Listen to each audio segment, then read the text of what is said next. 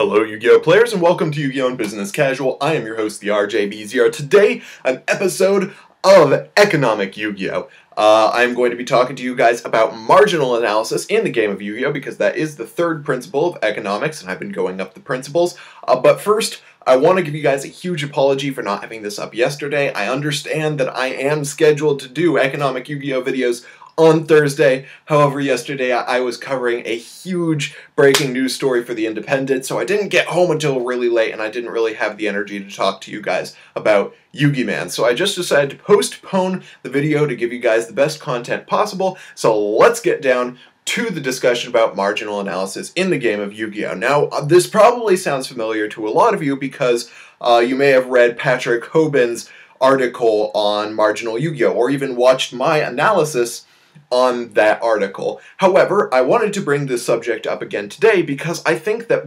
Patrick Hoban did not cover the extent of how much marginal analysis can help us to improve our competitive gameplay, because he only focused on marginal analysis when it comes to one half of the game of Yu-Gi-Oh!, which is deck building. What I'm going to talk to you guys about today is using marginal analysis to improve your gameplay when you're actually sitting in front of your opponent with your cards in your hand.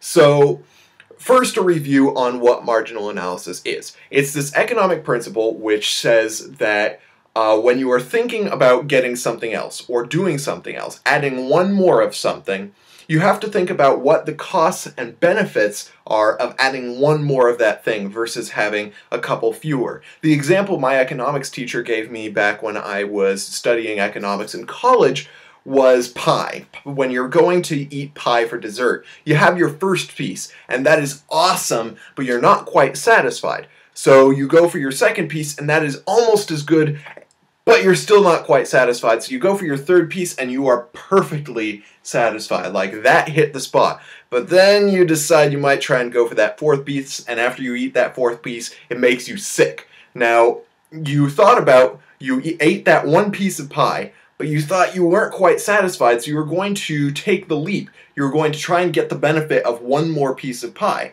And that benefit from that one more piece of pie wasn't as much as you wanted it to be, so you go for another piece of pie, and that's where you're satisfied. The costs and the benefits even out at that point.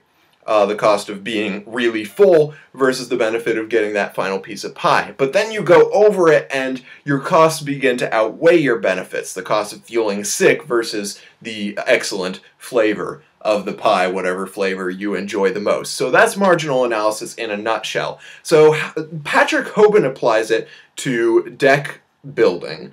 And that is one way of looking at it. However, it is a very different way of looking at marginal analysis from in-game. Because when you're using marginal analysis to build a deck better, you're using it like a formula.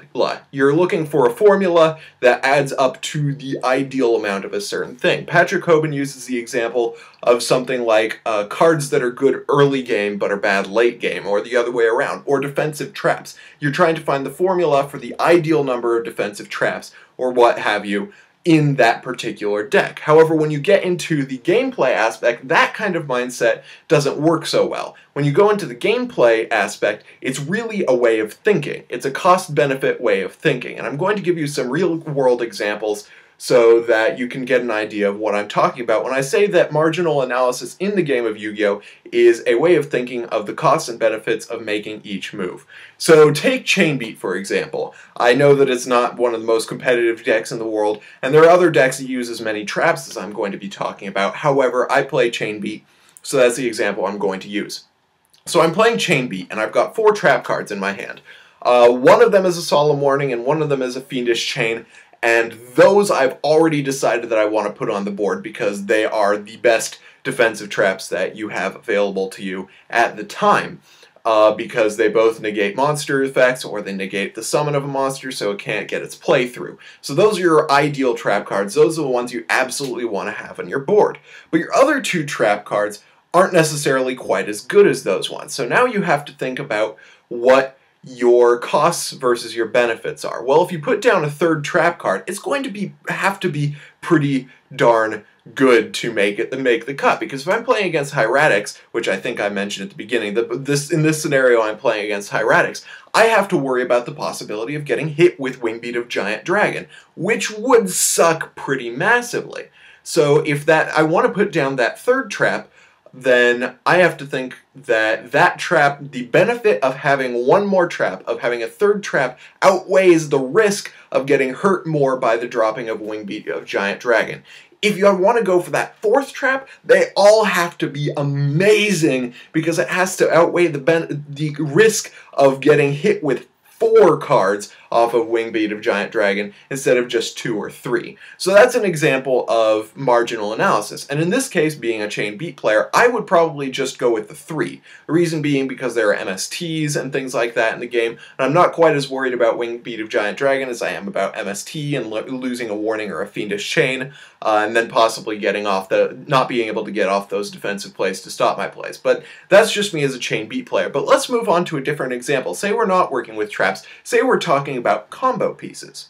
So let's take Spirits as an example. So you're playing Spirits, and you have a couple of combo pieces in your hand, and you have enough, you have the right monsters on the board to make a rank 4. But your opponent has an Honor Arc with 1 material attached, say it stole one of your monsters the turn before. You have a couple of options right now. You could either go for an Honor Arc and take their Honor Arc away from them, or you could overlay for a King of the Feral Imps and run over that Honor Arc and take away a material but not destroy it, but you also get the benefit of adding a Kage Tokage to your hand.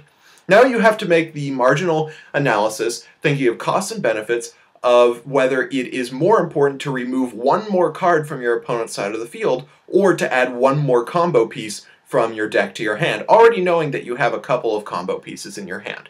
That's the kind of marginal analysis that you make in-game. So if it were me and I was sitting there, I would personally rather go for the King of the Feral Imps because the marginal benefit of getting another combo piece is greater than the marginal benefit of taking away another card on my opponent's side of the field. Why? Well, because not only do I get the benefit of getting another combo piece, which can put another rank 4 on the board, but that combo piece can also potentially give me the benefit of being able to take away another card on my opponent's side of the field. So I get both the benefits that I would have gotten from the Honor Arc, but I also get an extra benefit of being able to make more plays in the next turn. So that is a marginal analysis of a hand with Spirits. There are a lot of more real-world examples where you're thinking about how much an extra resource would give you. If you're playing Mermails and you go for Pike, how much good would an extra Atlantean Marksman or Gund do for you versus the possibility of adding a Gen X Undyne to your hand and being able to put a title in the graveyard to get you extra rank 7 plays. These are the kinds of analyses you have to do when you're doing a marginal analysis form of competitive game. Now, a lot of this sounds like pretty standard stuff that you do anyway. However, when a player is in the game of Yu-Gi-Oh, oftentimes we take these things for granted. And once you're aware that that way of thinking exists, and you start making the effort to think that way, once you go outside of your comfort zone to actually analyze each card as a potential piece of cost and benefit, then you actually improve your gameplay. You start thinking ahead of your opponent, you think more in depth, and you get a broader picture and a more accurate picture of how the game could go for you in the future. So I hope you guys liked this video. If you did, hit that thumbs up button. If you didn't, let me know why in the comments section down below. And of course, subscribe for more decks, discussion, analysis, and general Yu-Gi-Oh shenanigans. Meanwhile, thank you guys for watching Yu-Gi-Oh! And Business Casual. I'm your host, the RJB0, and I got a jet. See you guys.